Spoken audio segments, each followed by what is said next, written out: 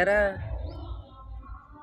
నిన్నే ఎద్దు ఎల్లకాలం ఒక పక్కనే పడుకోదు.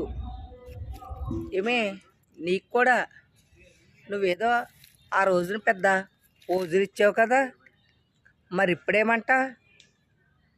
అందరికీ వస్తుంది అవకాశం.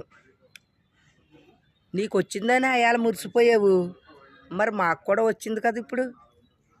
అందుకే విమర్శించకూడదు.